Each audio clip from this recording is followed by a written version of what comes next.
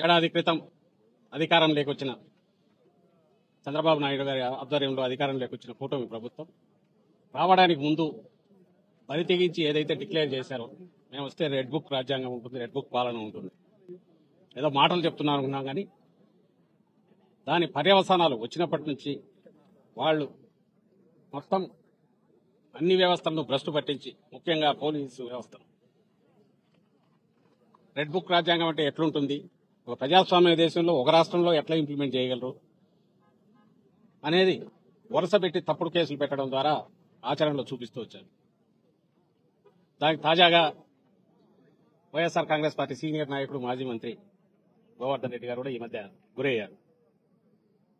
అంటే ఏదైనా కేసులో ఆధారాలుంటే దాని మీద ఎంతవరకైనా పోవచ్చు, ఎంతో కొంత పొగ ఉంటే నిప్పు ఉందని చెప్పి దాని మీద పోయి చేయడంలో కూడా అభ్యంతరం లేదు. కానీ అసలు ఏమీ లేకుండా కల్పిత కథలన్నీ కలపడము, ఓ స్క్రీన్ ప్లే తయారు చేయడము, పాత్రలు సృష్టించడము, వాళ్ళ ఎల్లో మీడియాలో ఒక వారం 10 రోజులు నెల రోజులు నడపడం, ఆ తర్వాత వాళ్ళని ఎక్కడో పట్టుకొని కన్ఫెషన్ అని రాసుకోవడం, ఆ తర్వాత దానికి సంబంధించి ఏదో సెక్షన్లు పెట్టి ఎఫ్ఐఆర్ తయారు చేయడం, అది 10 ఏళ్ల క్రితందో 5 ఏళ్ల క్రితందో ఎప్పుడైనా సరే ఆ కాగితాలన్నీ పెట్టేసుకుని ఈ పత్రికల్లో వచ్చినప్పటికైతే జనంలో మెదళ్లలోకి ఎక్కించిన విష ప్రచారంతో ఎక్కించినవన్నీ కథలన్నీ పట్టుకురావడం, జైల్లో వేయడం.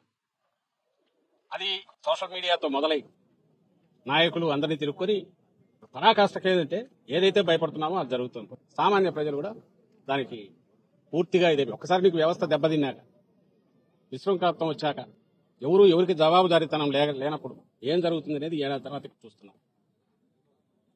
దీనికి ఇలా వీళ్ళు చేయడం వల్ల ఏదో సాధిస్తారనుకుంటే అది పొరపాటు. ఒక నెల రోజులో 2 నెలల్లో నాయకులను, కార్యకర్తలను, సోషల్ మీడియా యాక్టివిస్టులను జైల్లో పెట్టచ్చు. కానీ బయటకు వచ్చేసరికి ఎలా తయారవుతున్నారంటే మరింత గట్టిగా తయారై వస్తున్నారు. వైఎస్ఆర్సీపీ మరింత బలపడుతోంది. భయము, బాధ ఏదంటే ఈ విశృంఖలత్వం పెరిగిన తర్వాత రాష్ట్రంలో సిస్టమ్స్ అలవాటు పడిన వ్యవస్థ, పోలీసు వ్యవస్థ, అది గాడి తప్పితే ఎట్లుంటుందనే ఫలితాలు మనం బీహార్లోనో ఆటవిక రాజ్యాల్లోనూ చూస్తాము. నిరంకుశత్వం ఉన్నప్పుడు ఎమర్జెన్సీ టైంలో చూసాం. ఇప్పుడు మళ్ళీ అది రుచి చూపిస్తున్నారు. మళ్ళీ వెనక్కు తెచ్చుకోవడం కష్టం. చంద్రబాబు నాయుడు గారికి అది తెలిసినట్లేదు. రెండవది, నువ్వు నాటిన విత్తనం ఈరోజు ఏదైతే రేపు దాని ఫలాలు ఎట్లుంటాయి అనేది కూడా ఆయన ఊహించట్లేదు. భయంకరంగా ఉంటాయి. ఇంత సింపుల్ అనుకోరా. కేసులు పెట్టచ్చు ఎవరి మీద అయినా, ఇద్దరు కలిసినా లేదా ఒకరిద్దరు ఫోన్లో మాట్లాడుకున్నా దాన్ని బేస్ చేసుకుని హెరాస్ చేయొచ్చు. ఏదంటే అది స్థానిక సంస్థల ఎన్నికల్లో చూసాం, ఈ మధ్య జరిగిన ఉప ఎన్నికల్లో, నిన్న తెనాలిలో చూసాం. కేసు ఏదైనా తప్పులు చేస్తే కేసు పెట్టచ్చు, తప్పులేదు. రోడ్డు మీద కూర్చోబెట్టి సినిమాల్లో కదా మనం చూసి భయం వేస్తుంటది, ఒళ్ళు గగురు పోస్తుంది. కాకి డ్రెస్ వేసుకొని బూట్కాలు కళ్ళ మీద పెట్టి లాఠీలతో బాతున్నారంటే మళ్ళీ లాఠీ మార్చి లాఠీ. అసలు ఎక్కడున్నాం మనం? ఇదంతా దేని ఫలితం అంటే ఏడాది క్రితం వచ్చిన వీళ్ళ రెడ్ బుక్ పాలన ఫలితం. నిన్న చూశారు. అసలు ఎక్కడున్నామో కూడా అర్థం కాలే. ఈ జిల్లాలో కావలిలో ఎక్కడో ఏదో స్టేజ్ మీద మొత్తం బట్టలు లేకుండా డాన్స్ చేస్తున్నారు. అసలు దానికి ఎక్కడ ఇంతవరకు ఎప్పుడు ఇట్లా జరగల. ఎక్కడైనా కొండల్లోనో ప్రైవేట్ గెస్ట్ హౌస్లోనో ఎక్కడైనా జరిగితే ఏమని అనుకోవచ్చు. ఎవరు పట్టించుకునేవారు. మన సొసైటీలో, సభ్య సమాజంలో ఓపెన్ గా జరుగుతున్నాయి ఇవన్నీ. ఎందువల్ల ఇది సిస్టమ్ ఫెయిల్ అయిపోయింది. వాళ్ళకి తాబేదారులుగా ఉండే అధికారులను ముందు పెట్టి నడిపిస్తున్నారు. కాకి డ్రెస్ లో గూండాయిజం అనేది ఒకప్పుడు అనుకునేవాళ్ళం, అది కళ్ళ ముందు ఇప్పుడు కనపడుతుంది. వాళ్ళు ఒకసారి అదుపు తప్పినాక వాళ్ళే రాజులు అవుతారు. అప్పుడు ఏ వ్యవస్థ పనిచేయదు. చంద్రబాబు నాయుడు గారికి అది ఎక్కినట్లేదు. ఆయనకు కానీ, ఆయన కొడుకు కానీ, ఈ ప్రభుత్వానికి కానీ ఏం పర్వాలేదు. వైఎస్ఆర్సీపీ బలమైన పార్టీ మరింత బలపడుతోంది. ఈయన ఎంత నొక్కాలని చూస్తే బంతిని గోడ కొడితే ఎట్లా తిరగేస్తుందో అంతగా బలపడుతోంది. నేను ఇంతకుముందు అన్నట్టు మా వారి దానికంటే కూడా రాష్ట్రాన్ని ఎటు తీసుకుపోతున్నారు. తాము ఈ చెప్పిన ప్రామిస్లు ఏది చేయలేక క్వశ్చన్ చేసే వాయిస్ ఎక్కడుంటే అక్కడ దాన్ని నొక్కడానికి, మిగిలిన వాడు ఎవడు గొంతు విప్పకుండా బెదరగొట్టడానికి టెర్రర్ క్రియేట్ చేశారు. ఈ టెర్రర్ను మరింత ప్రచారం చేసి ఎంటైర్ సమాజాన్ని దాన్ని భయపెట్టి అదుపులోకి తెచ్చుకోవడానికి ప్రచార సాధనాలన్నీ ఫుల్ ఉపయోగిస్తున్నారు. ఈ సందట్లో దోపిడీ భయంకరంగా సాగిస్తున్నారు. ఇది ఇప్పుడు జరుగుతున్న 1 year తర్వాత, ఈ పాలన తర్వాత. ఈరోజు కాకాని గోవర్ధన్ రెడ్డి గారు గట్టిగా గొంతు వినిపించే నాయకుడు. ఆయన మీద గురి పెట్టినప్పుడే అనుకున్నాం, ఆయన మాట్లాడుతున్నారు అన్నప్పుడే ఈయన మీద ఒక గురి పెడతారని. సీనియర్ నాయకులు ఎవరుంటే వాళ్ళ మీద గురి పెడుతున్నారు. తద్వారా ఏ రకంగా అయినా సరే పార్టీని బలహీనం చేయాలి, ప్రతిపక్షం అనేది లేకుండా చేయాలని చూస్తున్నారు. అది అసాధ్యం. అందులో వైఎస్ఆర్సీపీ లాంటి పార్టీని జగన్మోహన్ రెడ్డి గారి లాంటి నాయకుడు, అంత పట్టుదల కలిగిన మహిమ ఉన్న నాయకుడు వాళ్ళు ఏం చేయలేరు. దానివల్ల ఏమవుతుందంటే పార్టీ మరింత బలపడుతుంది. Thanks to Chandrababu Naidu. Yes, 2 నెలలు అందరం పోవచ్చు, వాళ్ళు ఎవరి మీద అందరి మీద కేసులు ఉన్నాయి, ఎప్పుడైనా పోవచ్చు, అంతకుమించి చేసుకోగలిగేది ఏంటి. కానీ తనకు రాజకీయంగా పూర్తిగా ఉనికి లేకుండా చేయాలని ప్రజలు ఇప్పటికే ఏడాది రకం ఉంది. ఇది కూడా ఏ చరిత్రలో ఏ పార్టీకి ఇంత బలంగా ఫలితాలు తెచ్చుకొని విజయం సాధించిన ఆ కూటమి లేదా ఆ పార్టీకి ఇంత త్వరగా అయితే జనం ఆల్రెడీ దానికి బాగా కట్టాలని డిసైడ్ చేసుకున్నారు. ఈ పాలనకు అనేది 1 year తర్వాతనే బయటకు రావడం అనేది బహుశా ఏ చరిత్రలో ఇక్కడ జరుగుతుంది. దీని ఫలితాలు రాను రాను భయంకరంగా ఉంటాయి. ఇప్పటికైనా రియలైజ్ అయ్యి సిస్టమ్స్ గాడిలో తెచ్చుకోకపోతే తర్వాత దాన్ని మళ్ళీ గాడిలోకి తీసుకురావడం అసాధ్యమైన విషయం ఆయన గుర్తించాలని ఆశిస్తున్నాం. గుర్తించకపోతే ఆయన కర్మ. వచ్చే కాలంలో ఎట్లుంటాయి ఫలితాలు అంటే ఇంకా భయంకరంగా ఉంటాయి. ఈ విషయం కూడా ఆల్రెడీ చెప్తూనే ఉన్నాం. ఎప్పటికైనా రియలైజేషన్ వస్తుందని రావాలని ఆ దేవుని కోరుకుంటున్నాం. సార్, ముఖ్యంగా రాష్ట్రంలో మొత్తం రెడ్ బుక్ రాజ్యాంగం నడుస్తుంది, ప్రజాస్వామ్యంలో ఆ రాజ్యాంగం లేదని చెప్పి అందరూ అంటున్నారు. అదే క్రమంలో ఎన్ని జరుగుతుంది అనుకోవచ్చు? నేను అదే అంటున్నా కదా, ప్రకటించినారు. అది కూడా ఏదో పాలన లేకొచ్చినా చేయడం కదా.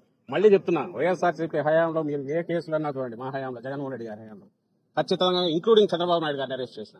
ఇట్లా చేయాలంటే ఆయన వచ్చిన 3 నెలలకు వేసిండొచ్చు చంద్రబాబు నాయుడు గారిని, జగన్మోహన్ రెడ్డి గారు అనుకోండి. ఇదొక కేసులు ఉన్నాయి. అయితే ఇన్వెస్టిగేషన్ జరగాలి, ఆధారాలు దొరకాలి, ఉండాలి. ఆధారాలు ఉన్నాయి. మేము కాదు, సెంట్రల్ గవర్నమెంట్ పెట్టిన కేసులు ఉన్నాయి, ఇన్కమ్ ట్యాక్స్ డిపార్ట్మెంట్, జీఎస్టీ వాళ్ళు పెట్టిన కేసులు ఉన్నాయి. అలాగే మిగిలిన అచ్చెన్నాయుడు మీద పెట్టిన, గోడు మీద పెట్టిన ఉంది రికార్డులో. వాళ్ళ సంతకాలు, వాళ్ళవో ఆ స్కామ్ జరిగిందంటే దాంట్లో ఇన్వాల్వ్మెంట్ ఉండడం ఉన్నాయి. ఇట్లా అయితే అసలు ఏమీ ఉండదు. ఏ కేసుకు సంబంధించిన ఆరోపణలు ఉండవు, తయారవుతుంది. లేదా 10 ఏళ్ల క్రితం ఏదో ఉంటుంది. ఆ 10 ఏళ్ల క్రితం ఎవడో ఎక్కడో ఏదో అన్నాడని తెచ్చి పోసాని కృష్ణమూర్తి లాంటి వాళ్ళతో అది కూడా పెట్టారు సినిమా ఆర్టిస్ట్ మీద. ఈ పని ఎవరు మేము చేయలేమా? రేపొస్తే అధికారం లేకొస్తే.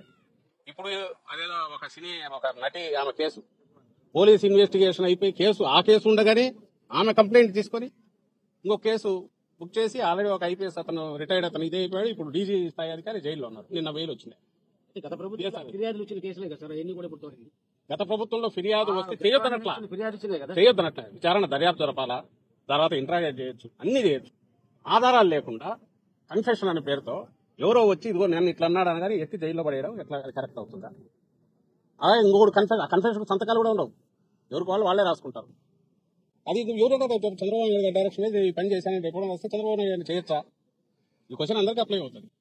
కాకాని గోవర్ధన్ రెడ్డి మీద పెట్టిన కేసు ఏ సెక్షన్ తర్వాత ఎట్లా సెక్షన్లు యాడ్ చేశారు తెలియదు. మళ్ళీ వచ్చే ఉన్నట్టుంది ఎస్సీ ఎస్టీ కేసు, లేదా ఎక్స్ప్లోజివ్స్ కేసు ముందు లేదు. మైన్స్ అండ్ మినరల్స్ యాక్ట్ కింద అసలు అవన్నీ బెయిలబుల్ సెక్షన్స్ పెట్టిన, అసలు వాటికి అసలు అరెస్ట్ అనేది ఉండదు. పెనాల్టీ వేస్తే వేయాలి తప్ప అరెస్ట్ లేవు. కాబట్టి వాళ్ళు రియలైజ్ అయినారు, ఓహో ఇది నిలబడదు అనుకున్నారు. దాని తర్వాత మళ్ళీ ఇది తెచ్చి చేర్చారు. అక్కడ ఇది ఎవడినా తిట్టాడని పెట్టచ్చు, పెట్టేసి ఇమీడియట్ దానికి సంబంధించి కేసు తయారు చేసి పెట్టచ్చు. మేజిస్ట్రేట్ దగ్గరికి పోతే మేజిస్ట్రేట్ 14 ఒకసారి పోయినాక ఇంకొక కేసు కరెక్ట్ పీటీఆర్ 13వ రోజు వంశీ విషయంలో గమనిస్తున్నాం. 13 రోజులు కాగానే మళ్ళీ ఇంకోటి వస్తుంది, లేదా ఎక్స్టెన్షన్ గా పోలీస్ కస్టడీ. అదే అయ్యేసరికి పీటీ వారెంట్ ఇంకొక కేసు పెట్టుకుంటా పోతుండొచ్చు. సో 90 రోజులు 100 రోజులు. నిన్న నందిగం సురేష్ ఒకసారి 90 రోజులు దాటిపోయింది. ఇప్పుడు వీళ్ళ ఆయన భార్య పోయి కంప్లైంట్ ఇచ్చింది, అవతల వచ్చి ఇంటి మీద గొడవ వచ్చాడు, దాన్ని తీసుకోలేదు. ఇతను కొట్టాడని చెప్పి తప్పుడు కేసు పెట్టేసి ఎత్తివేశారు. సాక్ష్యం లేదు. ఒకవేళ వాడు చెప్పకపోతే బలవంతంగానే చేయిస్తారు, సాక్ష్యం తీసుకుంటారు. దాంట్లో మళ్ళీ జైల్లో పోతారు. ఇంకా ఇవి నేరాలు అయితే అంటే ఇట్లా రాయించుకుని నేరాలు కథ రాసినట్టు పాత్రధారులు క్రియేట్ చేసి స్క్రిప్ట్ తో తయారు చేసి స్క్రీన్ ప్లేతో చేయడం మొదలు పెడితే ఇది అసలు మనల్ని ప్రొటెక్ట్ చేసుకోవడానికి ఉన్న కాన్స్టిట్యూషన్, మనం ప్రొటెక్ట్ చేసుకోవడానికి ఏర్పాటైన సిస్టమ్స్ అవే మనల్ని భక్షించడం మొదలు పెడితే, అవే మనల్ని ఇబ్బంది పెట్టడం మొదలు పెడితే ఇది డెమోక్రసీ ఏంటి? ఇలా ఇంత ఎలక్టెడ్ గవర్నమెంట్లు ఎందుకు? అధికారులు కూడా వాళ్ళ కంట్రోల్లో వాళ్ళు ఉండరు. ఇది వరీసంగా ఉంది. సార్, ఇప్పుడు గత ప్రభుత్వం హయాంలో అక్రమ మైనింగ్ జరిగింది, 250 కోట్ల రూపాయలు పెనాల్టీలు కూడా వేశారు. మీ పార్టీకి సంబంధించిన మాజీ మంత్రి ఒక సందర్భంలో మీడియా ముందు చేశారు. దాన్ని ఏ విధంగా చూడొచ్చు? అంటే అక్రమం జరిగింది, కాకాని గవర్నర్ అక్రమంగా అరెస్ట్ చేశారు, మరొక ఎంపీని అరెస్ట్ చేయలేదు కూడా ఆయన అన్నారు. అంటే అక్రమ మైనింగ్ జరిగిందని ఆయనే అన్నట్టుగా చెప్తున్నారు, మీడియా ముందు కూడా అన్నారు. మళ్ళీ చెప్తున్నాము, కేసులు పెట్టుకోవడంలో తప్పు లేదు, ఆధారాలు ఉంటాయి, ఇన్వెస్టిగేట్ చేయడంలో తప్పు లేదు. వాటికి అరెస్ట్ అనేది ఎక్స్ట్రీమ్ లాస్ట్ స్టెప్ కింద ఉండాలి. ఎవడన్నా కోఆపరేట్ చేయడో ఇంకోటి అనుకుంటే, లేదా హైలీ ఇన్ఫ్లుయెన్షియల్, అక్కడ Chandrababu Naidu highest influential position లో ఉన్నాడు. ఆయన మీద కేసులు ఆయన రివ్యూ చేసి నీరు పెట్టడానికి ప్రయత్నం చేసుకుంటున్నారు. అరెస్ట్ అయిన వ్యక్తి, లిక్కర్ కేసులో బెయిల్ మీద ఉన్న వ్యక్తి, ఆయన డిసైడ్ చేసుకుంటున్నారు కేసు. అప్పుడు ఏదైనా దాని మీద నిజంగా డిసైడ్ చేయాలి. రైతుకు వచ్చి ఎక్కడో అసలు సంబంధం లేని దాంట్లో నీకు నువ్వు స్కామ్ అని ఈనాడు జ్యోతిలో రాసుకొని, లేదా ఇంకోటి పడక ఎవడో ఒకటి మీద ఒకటి ఆరోపణలు చేస్తే దాన్ని బేస్ చేసుకుని కట్టు, అది కూడా అభ్యంతరంలా. అని అరెస్ట్ చేయడం ఏంటి?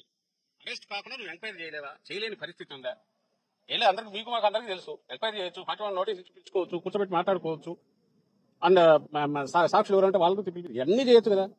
ఇంట్రాగేషన్ చేసుకోవచ్చు, ఇన్వెస్టిగేషన్ చేసుకోవచ్చు. ఇది ఎక్స్ట్రీమ్ స్టెప్ ఏది ఉందో దీన్ని చేయడానికి క్వశ్చన్ చేస్తున్నాం. ఆ ఎక్స్ట్రీమ్ స్టెప్ కు వెళ్ళడానికి ముందు తతంగం నడిపేది ఫార్స్, అది కనపడుతుంది కళ్ళ ముందు, దాన్ని క్వశ్చన్ చేస్తున్నాం. సోషల్ మీడియా కేసులన్నీ అలాంటివి. ఎవరో ఏదో చెప్పారు, వాడెక్కడో ఏదో అన్నారని చెప్పి దాని మీద డైరెక్ట్ ఇచ్చి వరుస పెట్టి అందరినీ తీసుకొని వస్తున్నారు. ఇలా వరుస పెట్టి 10 ఏళ్ల క్రితం దగ్గర నుంచి పోస్టులని తీస్తారు. ఎవడు దాన్ని సోషల్ మీడియాలో అబ్యూజ్ చేయడము, అసహ్యంగా రాయడం ఎవరు భరించి. అందులో వైఎస్ఆర్సీపీ కానీ జగన్మోహన్ రెడ్డి గారు కానీ అలాంటి వాటిని ఎప్పుడు సపోర్ట్ చేయాలి. ఉంటే గిట్టి ఉంటే వాళ్ళకి ఆ కల్చర్ ఉంది. దానికి సంబంధించి కేసులు పెడితే దాని ప్రొవిజన్లు దానికి ఉన్నాయి. అలాంటి దాన్ని తీసుకొచ్చి కిడ్నాప్లు, సుపారీ కిల్లింగ్ల సెక్షన్ పెట్టి నువ్వు అరెస్ట్ చేస్తే దానికి అంత ఎక్కడుంది? ఇది మేము క్వశ్చన్ చేస్తున్నాం. ఇది తప్పు. ఆ తప్పు ఎక్కువ చేసే కొద్దీ సిస్టమ్ కొలాప్స్ అయితే అది అందరికీ చుట్టుకుంటుంది. ఈ రోజు మాకు ఇదేంది మొదలైంది, ఏం పర్లేదు, పోతే నెల 2 నెలలు ఉంటాం వస్తాం. ఎందుకంటే పాలిటిక్స్ లో ఉన్నాక ఈ మధ్య జగన్మోహన్ రెడ్డి గారు ప్రిపేర్నెస్ అనేది ఉండక తప్పేట్లేదు, అరెస్ట్ అనేది తప్పేట్లేదు. బట్ దీన్ని రుచి మరిగినాక సిస్టమ్ ఇంకా తర్వాత నీ కంట్రోల్ ఎవరి కంట్రోల్ ఉండదు. దారుణ ప్రతి ఒక్కరికి తగ్గుకుంటాయి. అది సులభం. ఓ పవర్ఫుల్ పొలిటికల్ పార్టీ వాళ్ళనే ఇంత క్యాజువల్ గా చేయగలిగినప్పుడు సామాన్యులో మీలాంటి జర్నలిస్టులో ఇంకా బయట ఎవడన్నా వాయిస్ రైజ్ చేయాలనుకున్నాడు వాళ్ళ పరిస్థితి ఊహించుకోండి ఎట్లుంటుంది. అది ఇంకా దారుణంగా ఉంటుంది. ఇప్పుడే సబ్స్క్రైబ్ చేయండి, లైక్ చేయండి, షేర్ చేయండి.